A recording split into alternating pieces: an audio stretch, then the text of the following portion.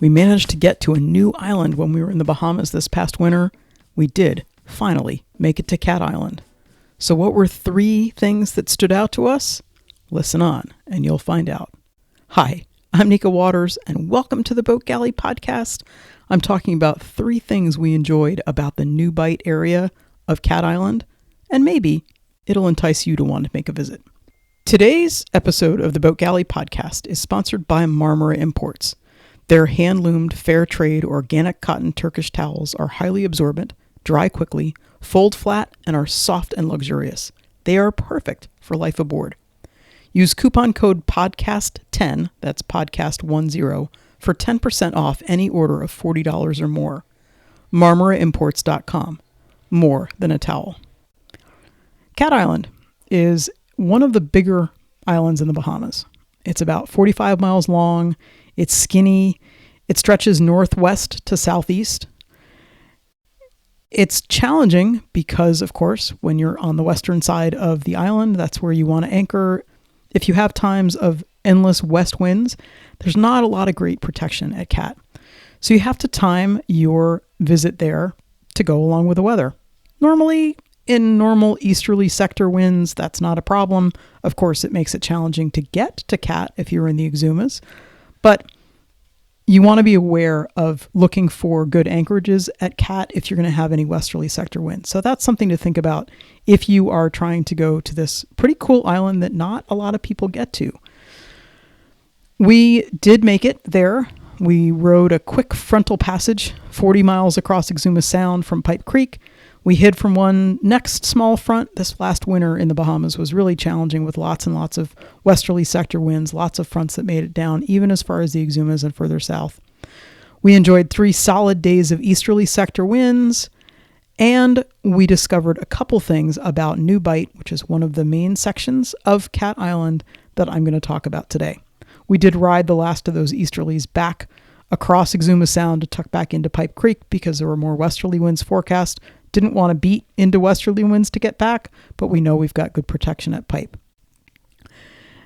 We go about 5 knots. That's a lot of sailing for not a lot of downtime, but we found that it was well worth it. One of the things that we really wanted to do at Cat is to climb the Hermitage.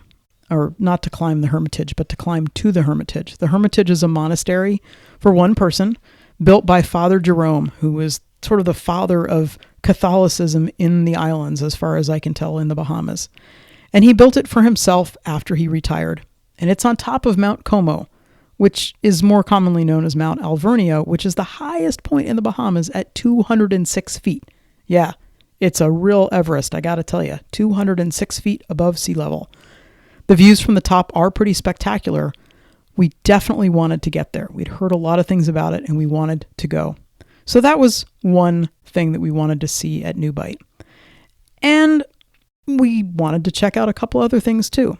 3 things at the New Bight area that we were able to experience. And this is a little bit of a side note. One of the questions that we grappled with the whole winter in the Bahamas is what exactly is high season? We can't quite figure that out. We're not shoppers, we're not eaters out, but sometimes it is a good way to get a sense of the place. In early December, Green Turtle Key, it was not high season yet. At Cape Eleuthera, where we stopped to buy water before crossing over to the Exumas, the friendly dockmaster said that actually that spot, which is a resort that caters to sport fishermen who come across from Florida, they're busiest from March through June. And at Cat, when we talked to Teresa from the liquor store as she drove us and our beer back to the beach where we had left the dinghy, she said high season is Junkanoo, which is Bahamian Carnival, and we had just missed it. It was the week before. It's quite possible that Cat Island is always sleepy. We wish we'd seen a little bit more activity. One of the things people really rave about and talk a lot about is the fish fry at New Bight at Cat Island. And the fish fry in the Bahamas, it's not a place that you go where they are frying fish, but the fish fry is a set of a whole lot of sort of restaurant stands and little shacks. And it's an area where there are multiple of these shacks together. And I think there are like 8 or 10 of them in this one area at New Bight. And there was no activity happening there when we were there. So we're sorry we missed it. We've heard from people that it's really great. But what did we see at New Bite? Besides the liquor store, which we needed to get beer, we were out of beer.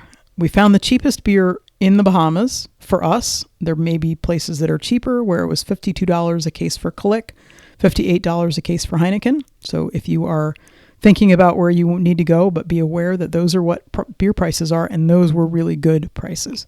Coming from the Exumas, where a case of Kalik, which is Bahamian beer, a case of Kalik was $70, to go down to $52 felt like a real win. We didn't buy beer at $70 or even $80 a case in Black Point or Staniel Key. We wouldn't do it, and so when we got over to Cat, we needed to get beer. This is totally a side point. But going to New Bite, one of the things we were really astonished by was the grocery store. And the grocery store is a little bit north of New Bite. It's right by Smith Bay, which is the government dock area, and that was the only place that we felt that we could really tuck in for any kind of westerly sector winds, and we did. And in the morning, after we spent the night at anchor in there, we took the dinghy ashore, walked directly across to Alvernia Foods, which is the island's main grocery store, and it was actually fairly well stocked, including locally grown tomatoes, locally grown cabbages. There was fresh mozzarella, lots of good cheeses. It was a pretty good grocery store, particularly compared to Black Point or Staniel Key. So that was one really unexpected joy of New Bite. Another thing that we loved about New Bite was Mount Alvernia. We loved Mount Alvernia and climbing up to the Hermitage. We walked up, set out along the dusty road, went to the top of the hill. And it's kind of interesting because you could see the monastery from kind of far away. And unlike most places, as we got closer, it looked smaller.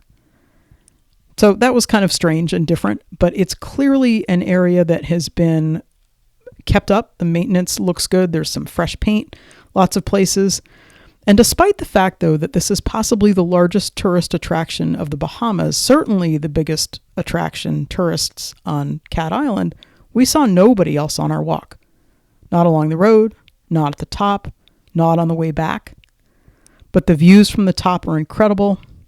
The place itself is totally fascinating, and it's lovely to go through and look around and just think about the person who built this and what his main focus seemed to be in life. Definitely worth a trip to Cat Island to go up to the Hermitage and to climb Mount Alvernia, besides the fact that you could say you've climbed the Everest of the Bahamas, of course. The third thing that we really loved about the New Bite area, and even down to Old Bite, which is down towards the southeastern tip of Cat, the beach is unbelievable. Totally just miles and miles of endless white sand beach with not a whole lot going on. You could walk for miles, and it was just spectacular. So 3 reasons to go over to Cat. If you want peace and quiet, certainly that's one of them, but 3 of the reasons that we were really astonished by Cat Island. 1 was the grocery store at Smith Bay. 2 was climbing to the top of Mount Como, Mount Alvernia, to the Hermitage. And the 3rd was just that gorgeous, wonderful beach that was there. We had a wonderful time at Cat Island, really happy that we made the trip to go across. And certainly would encourage you, if you've got the right weather, to try to put it on your visit list. I can't wait to share an Anchorage with you, and you can tell us about some of your favorite places and why you like them, and we can raise a glass and toast to our incredible good fortune at being able to live this amazing life. Thank you so much for listening to the Boat Galley podcast. We love hearing from our listeners. We love it when you share us with your friends. We love it when you don't forget to subscribe so you never miss an episode. One comes out every Monday. The Boat Galley is all about making boat life better, whether that's destinations, small tips, hints for life aboard, or just general tips. I hope you have the most spectacular week.